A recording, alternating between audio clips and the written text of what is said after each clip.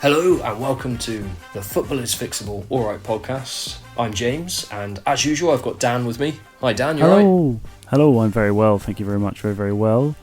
Are you well really? Because Cess isn't here and I know how much he means to you. Well, I'm over it. When Cess hears this back. I don't mean it, Cess. I'm sorry. I take it back right away. I'm okay. I've had a relatively good week. I'm pretty good. Looking forward to getting into this episode. You just said you had a good week. At work we have this kind of smart casual thing. I work in a college, and straight away that's confusing for you. Smart, casual, pick one. I know exactly. Now you're in a grey area. Where do you go? Exactly. I do wear grey a lot as well, but I tend to wear like a t-shirt, right, and then like shirts on top. But the other day I was actually still tired. When you get up and you're still like half asleep, you can't really think about what you're doing. I realised I wasted about 7 or 8 minutes just standing there looking at my wardrobe. What do you call it? Yeah, wardrobe. I'm really glad you finished that sentence. This is a great start, isn't it? Yeah, I was like, say it quicker. Genuinely. So this has messed me up this week. I was almost late to work. I got to work a few minutes before the lesson was meant to start. This teachers, I'm meant to be professional. It was terrible. But no, you got there on time. That's acceptable. I know, but it's always at risk because of traffic and stuff. But so I had I tend to wear t-shirts and shirts, so I mix different colours and combinations and stuff. I thought, I've only got a white t-shirt left, but I wore a white t-shirt yesterday, and the only shirt I've got left is a bit similar to yesterday as well. So I was like, someone at work, if they see it, like, didn't you wear that yesterday? And all that. So I stood there, and I didn't realise it was like 7 or 8 minutes, and I'm just over-analysing. I can't wear that, can I? I'll wear this one, You should just live your life like a cartoon character. Just buy 7 shirts that are exactly the same, 7 trousers that are exactly the same, and then you've got a shirt and trousers for every day of the week. You never have to make the decision. There you go. You know what I'm like with fashion and stuff. It used to help me buy stuff, so I don't really know. I do remember this, and I'll be honest with you. I'm not the greatest help, so like the fact that you trusted me, that does say something. You got me through university. It was all fine. Yeah, but nice time. I did actually. So for work, right? I've bought 2 identical pairs of trousers.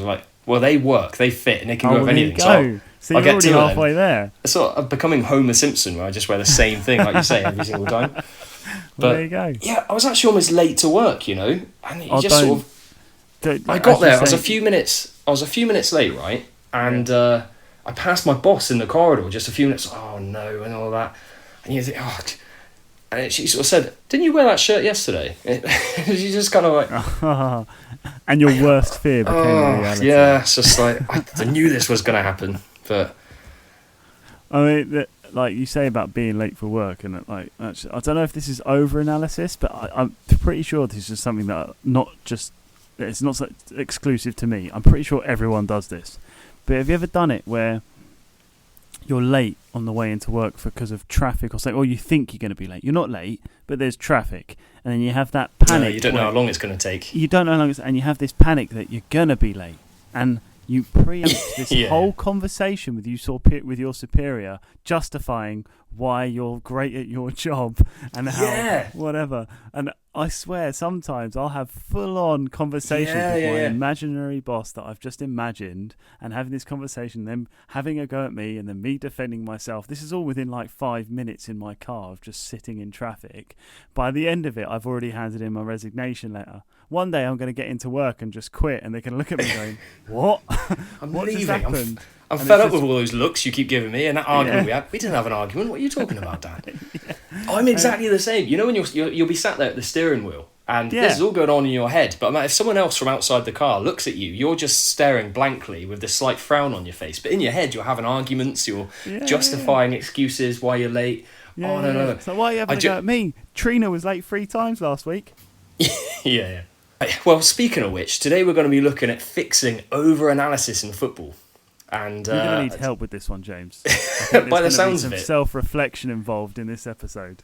Yeah, by the sounds of it, we overanalyze enough in the rest of our lives. So, oh man, we're going to need some intervention, aren't we? So It's funny you say that. Yeah. Might have some assistance this week. Go on, James, you can explain. Shall I? I'd like to introduce No Nonsense Alan. It's just Alan. Oh, sorry. So Alan is going to be keeping an eye on Dan and me, especially because Sess isn't here to apparently do it for us. Dan thinks he's the leader and everything. Alan will be kind of stepping in if we ever start to kind of go beyond the line between analysing and over-analysing. So we can keep this episode nice and clear for everyone listening. Nice. I think he might be interjecting a fair bit, to be honest. He's not afraid to jump in, is he? No. But he's a really nice fella, by the way. I was chatting to him before we come on the show. He's a really lovely bloke. Really nice. Into his gardening. Loves right, yeah. Yeah. One of them, you wouldn't know it, you know? Okay. That got nothing to do about now. Oh, okay then. Right, yeah. Let's fix over-analysis in football, Dan. Let's do it. Can't wait. Let's do it. So the idea of this episode, right, came up during the recent international break. When was it? Back in April? March? Yeah, early April. And the BBC Sport published an article which is... Essentially, it was based around the idea of what do managers do on the touchline in football? And it got us thinking, like, why do we need to know this? And this was all over social media as well. On the BBC posted things across social media with it. I searched it out. And a lot of the comments were saying, oh, is this where our taxpayers' money's going? Is it? Is this what we're spending our, time? Is this... How many reporters did they send to these different grounds to do this? So, so the idea of it was they sent extra reporters to all of the grounds for the last set of Premier League fixtures before that international break to analyse what the managers did throughout the 90 minutes. Oh, yeah. And then I sent it to you and Sess, didn't I, Dan? How it kind of... How relevant is, why do we need to know this, What matters? So the name of the article was Premier League Managers. What do bosses do during games? And it was on the 7th of April. We watched every Premier League manager during the weekend's 10 fixtures. Here's what we found out. And we literally have heat maps, Dan. We've got heat maps of where the managers were standing, what they were doing. I mean, it's just bonkers, isn't it? It's just, if that's not over-analysis, I don't know what is. And it's like, football is getting to that stage now, isn't it? The position they're taking up in the technical area and stuff like that. Like... Yeah, Arteta's more of a, he's kind of like a wide man on the edge of the box, More of a winger. Yeah. Yeah. No, you can see by his heat map here, he likes keeping close to the touchline, It's funny you say that, actually, because people have this kind of premeditated, I don't know if it's an agenda or whatever it is, where people feel that Arteta is one of the worst, right? It often comes up, especially at the start of the season, because of previous seasons. He's got this reputation, hasn't he? He's got his reputation from previous seasons because he was previously one of the worst. I think you could probably accept that, maybe, James. In terms of being, when you say worst, do you mean like outspoken, or do you mean like shouting? No, in terms of leaving his technical area. Right. Okay. He used to be quite bad for it. He was kind of known because he was animated, I think is the word they tend to use, isn't he? He's quite animated on the touchline and shouting on the pitch. But the thing is, and I know I might sound like an Arsenal fan, I don't know, I'm sure I don't, but Pep Guardiola at City, Klopp at Liverpool before Arne Slot, when Klopp was there, Klopp was one of the most animated managers, He would be in the faces of the fourth vision. It wasn't just Mikel Arteta. And that's the thing. So, but he kept within his technical area. Oh, did he? Oh, I was right then. He was getting into fights, but it was in his technical area, so it was all fine. Yeah. He was knocking out his assistant coach, but did it in a box, so it was all right. Yeah. Well, some of the conclusions, right, from this article, the BBC article, one of the first ones, managers spend a lot of time outside their technical area. That was one of their findings. So what you're saying there, Arteta and stuff, it's funny that everyone thinks Arteta's really bad at this, and he is one of the more regular ones who are stepping outside the technical area. I actually think that he is less of a culprit now than he used to be. I think he's got a lot better, but I think people don't see that. People don't see that he's got... It's like if somebody's late once, then they're the late person for the rest of their lives, aren't they? Like, yeah, they become known for it. But, yeah, so he had become known for it previously. I don't think he is actually as bad now as he was, but people still hold on to that narrative, don't they? And they don't let those things go. That's the thing. So what we found out here is that managers spend a lot of time outside their technical areas, and I can give you the percentage, right? So on that week before the international break... That's what I really want to know, James. Please, This tell me that sweet percentage. This is what the licence fees go on, right? So we've got Fabian Hürzeler, the Brighton manager, on 38%. Mick Arteta's he's the top 5, Hürzeler. Mick Arteta's 4th, right, with 40%. But then Ivan Juric, is that how you say it? The Southampton manager, 58%. You've got Unai Emery, 63% in 2nd place. Any guesses who's the most outside technical area standing manager? Pep, good shout, but it's not Pep. It's actually Nuno Espirito Santo of Nottingham Forest. So 82% of the time he was outside his technical area. 82? Yeah, according to going on this article here. Chaos on the pitch, it says, ? Try staying calm off it. And I've got a heat map of everything so how much time on average managers are spending at different points from the technical area to the dugout, the touchline. 9% outside the technical area centrally, 2% in the top left quadrant, 3% in the kind of, I'm going to say the half space. Well, that's enough of that. Whoa, sorry, Alan. I'll stop there. James, we might have to calm down on the numbers. So this is we got to keep Alan happy. This weekend's action also showed there are managers who prefer to be the sole presence in the technical area. So we even know if managers are standing on their own or whether they want their assistants and the set piece coaches and stuff to be in the technical area with them and helping them out. Eddie Howe at Newcastle, for example, he has his assistant with him a lot of the time and they're bouncing ideas around. Arteta does that, I see that a lot at Arsenal. I think Unai Emery does as well. When the set pieces happen, his set piece coach comes out as well. So, I mean, and we can find out who the managers are who like to be on their own. Brentford boss Thomas Frank, for example, frequently welcomed input from his staff, while Chelsea manager Enzo Maresca, in the opposite dugout, rarely retreated to his bench to seek a second opinion. I mean, if this isn't real insight into football that we really need, then I don't know what is, Dan. It's just utter nonsense, isn't it? It just doesn't matter. People are paid to do that. That's actually insane. Well, the thing is, that's actually insane. We're living in a world now, aren't we, where there's so much football content, and it's great for us who are very passionate and we love football. But I think the media organisations, in this case the BBC, but they're not the only ones, they're just trying to find any way they can to feed that demand, aren't they? We need to think of the most mundane possible thing that hasn't been recorded yet that we can pitch as the new thing to record and get someone to pay us for it. Yeah. Shall I let you think? That's your homework. You can think about that. Yeah. I need to find a niche thing, like the volume of water used on the sprinklers at half time at each ground. Ooh, that's a niche thing. I don't think that anyone knows that yet, and I'm desperate to find out. Because I'm sure that massively impacts the game. Oh, exactly. I mean, how wet do you want the grass to be? Yeah. And we could also check to see how much the water to wind ratio is, the W to W, The correlation, yeah.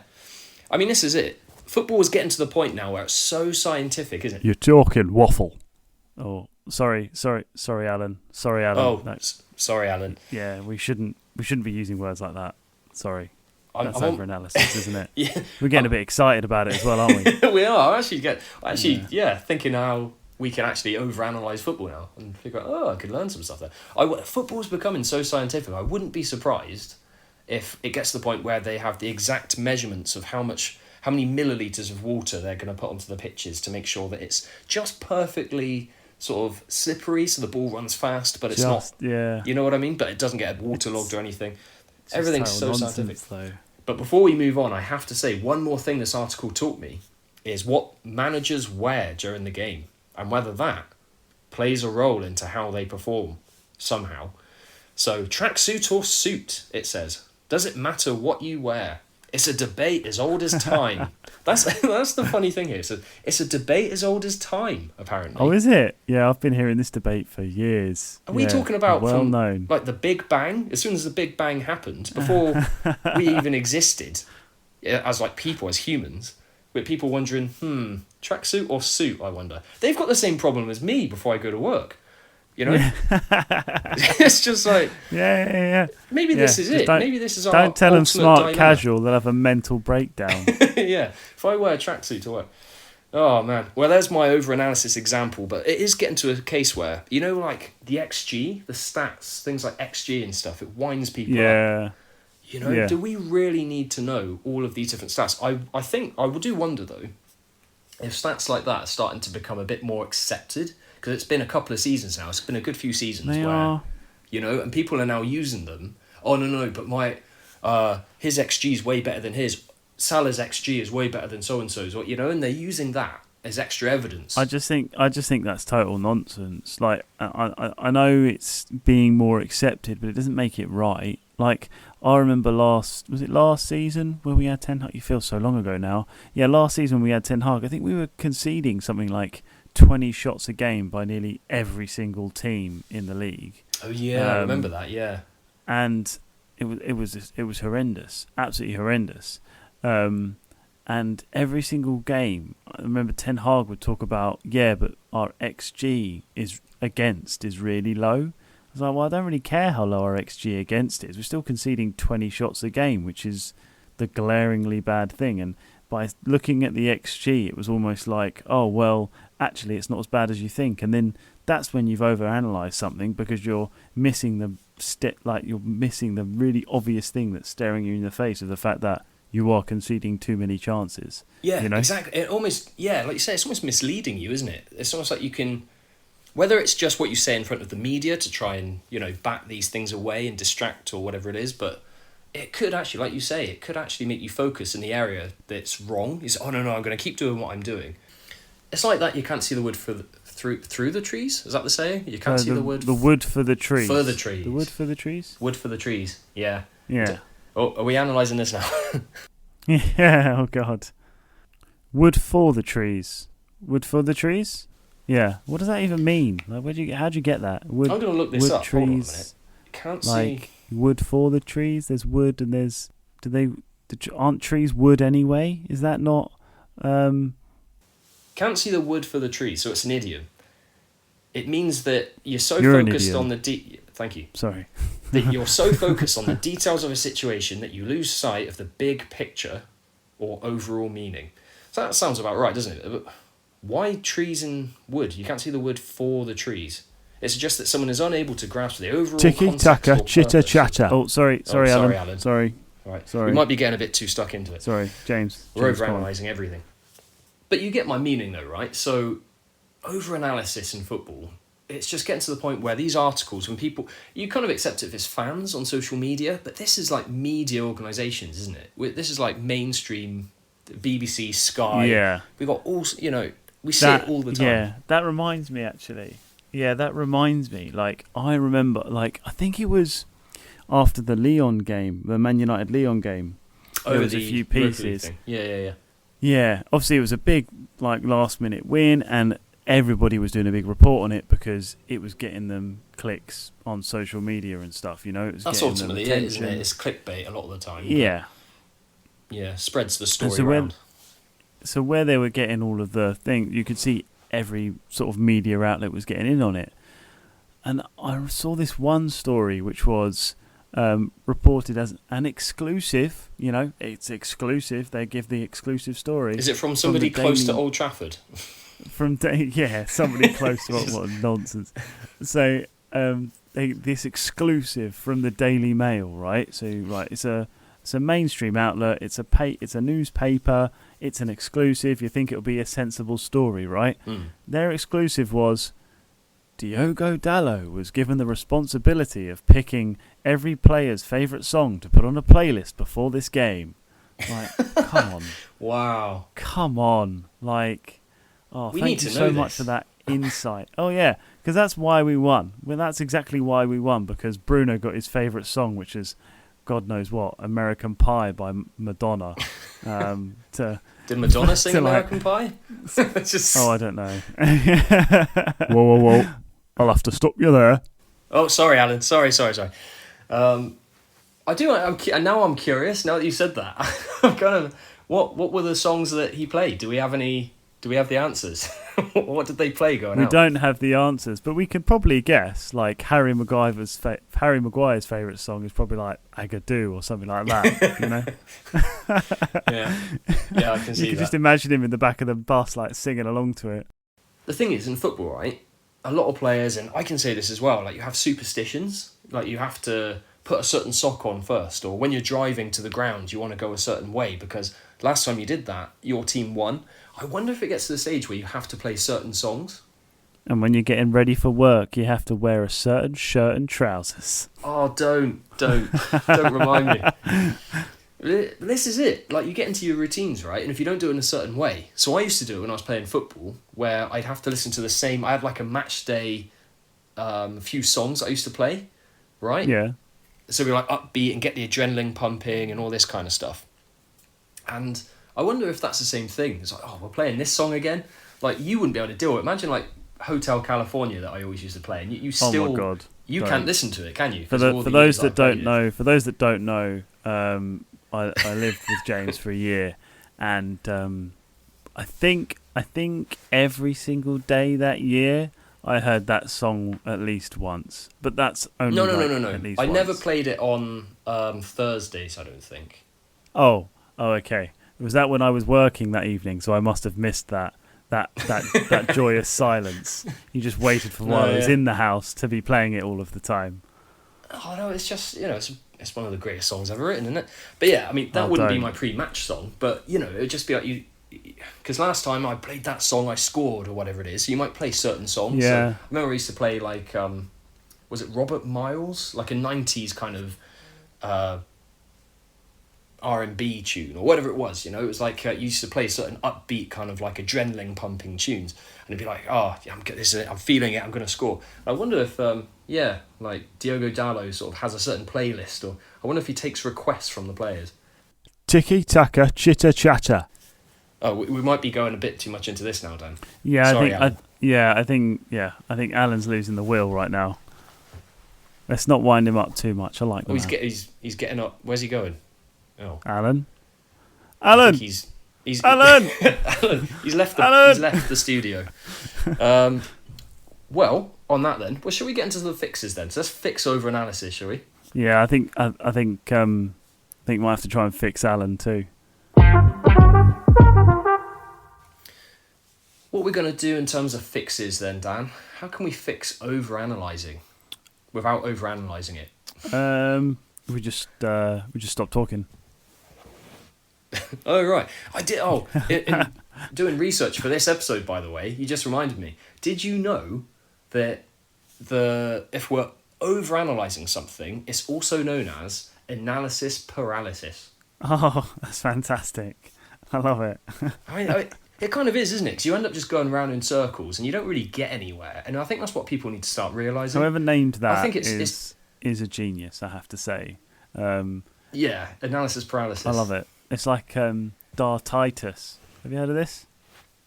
Dartitis? No. So what's that? So I don't know if you watch much darts, but in darts, if a dart thrower gets too stuck in his head, he physically can't throw the dart. So there's actual footage. What? Yeah, there's actual footage of darts players going to throw, and then they sort of it just kind of bail out of it. They physically can't let go of the dart because they're so stuck in their head they can't throw it.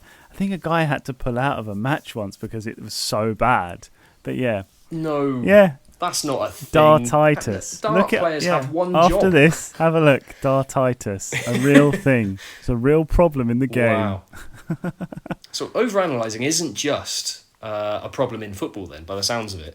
So we're not just fixing football here, guys. We're fixing the world. The world.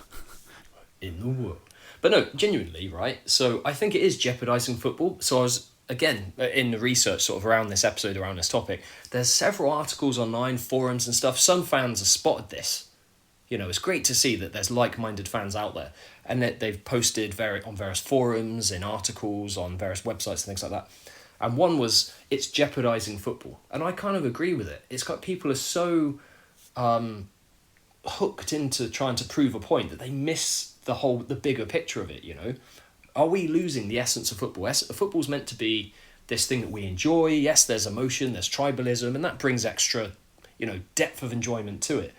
But it gets to a point where you're trying to prove yourself right. You see it online all the time, where fans are trying to say that, oh, no, our player's better than your player. I'm going to find this very abstract stat to prove it, And that's where the XG things come in a lot of the time. And a lot of people don't even understand how XG works, but they use it. Oh, no.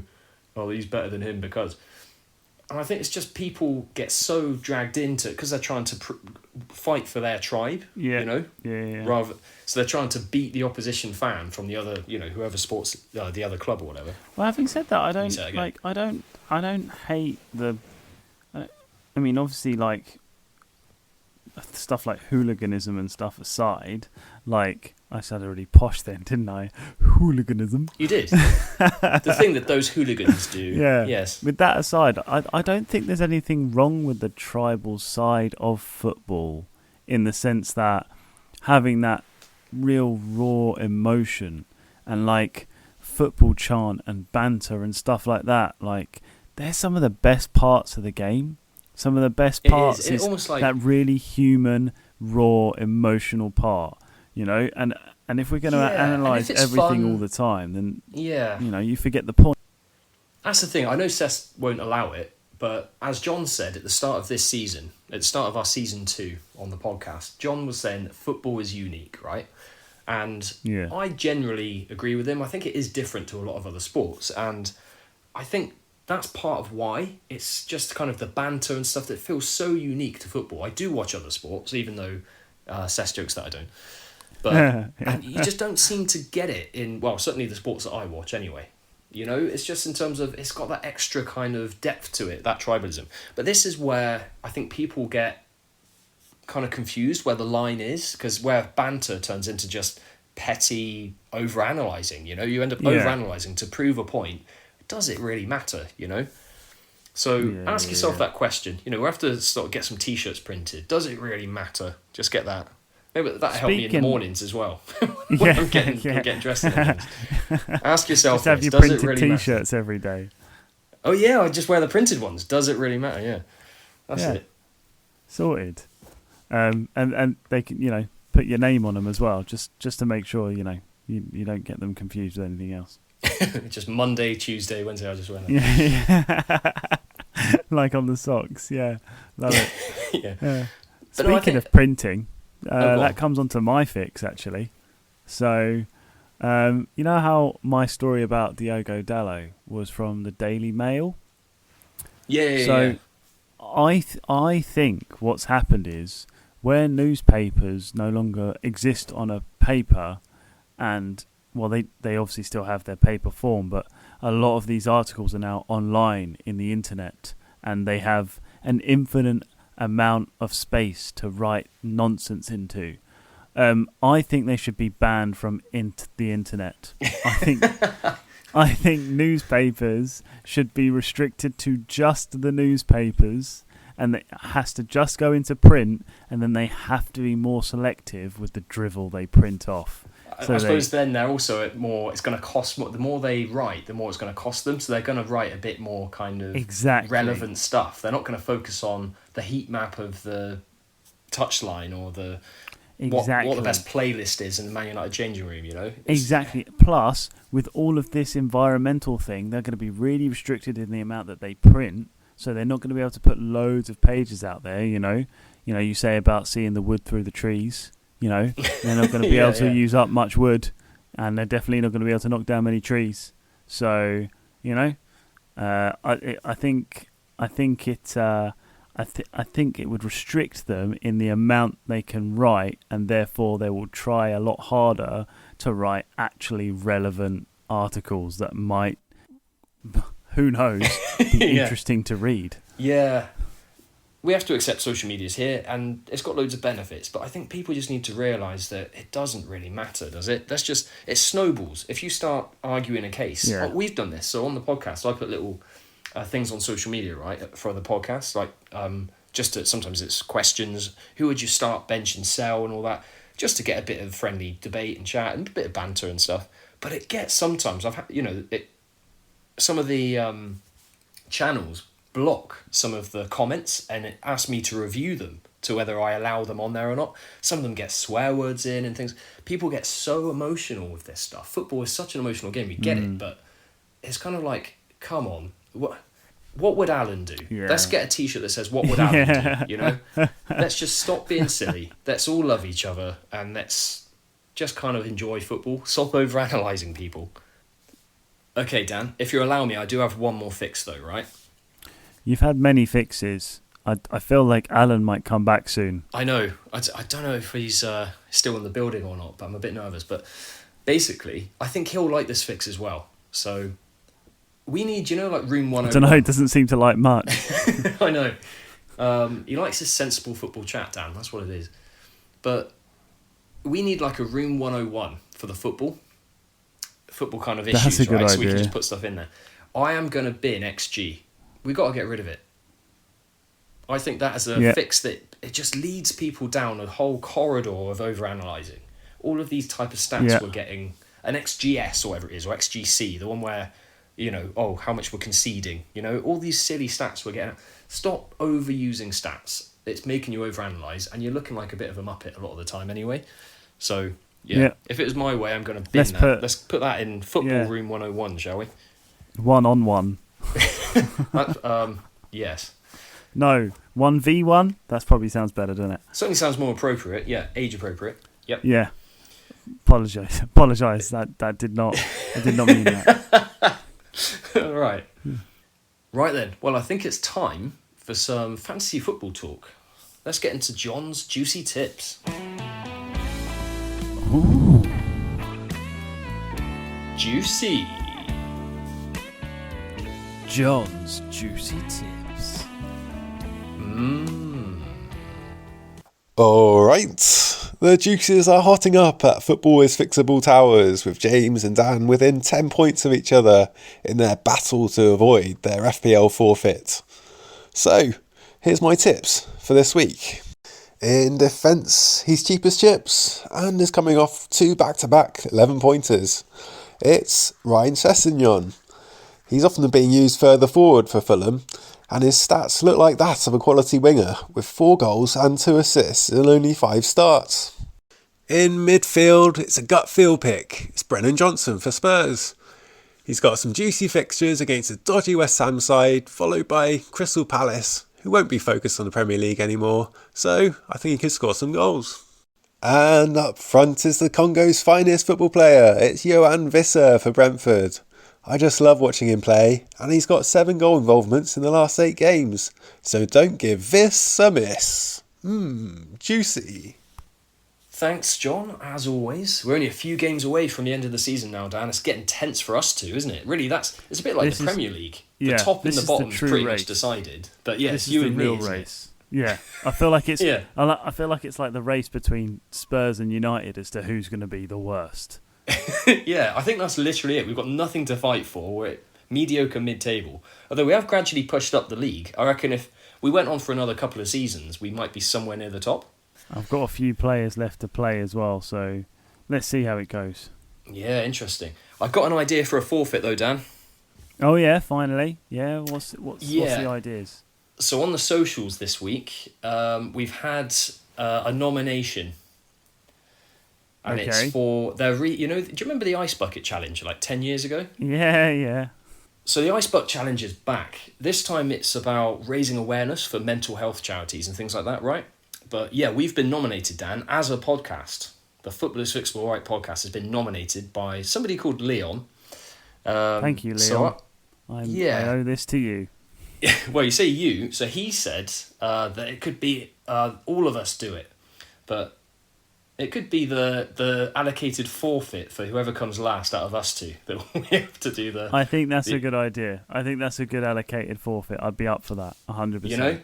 And I think whoever loses has to wear the opponent's shirt. So, you were saying that I've got to wear a Rooney top. You've got to wear the Arsenal. So I've got to wear top. an Arsenal top whilst doing the ice bucket challenge. Yeah, we'll get that on the socials. If you like that forfeit, guys, let us know. Or if you've got a better forfeit, let us know. But I think that's a brilliant one. And obviously it's for a good cause as well, raising awareness for mental health, which we could all benefit from as well. Yeah, 100%. So, good cause. There we go, yeah. So thanks, Leon, for the nomination. And, how was it? Well, thanks for listening, everyone. It's been emotional, and hopefully we've helped to reassure you that football is fixable, all right? And I'd like to end with a final thought from the legend that is Jerry Springer, right? Who says, remember, everyone, deep down, we are all alike. And it's a goodbye from me. Have a great week. And I'd like to end on a final thought from the legendary Cess. Why do airplanes have headlights? You're talking waffle.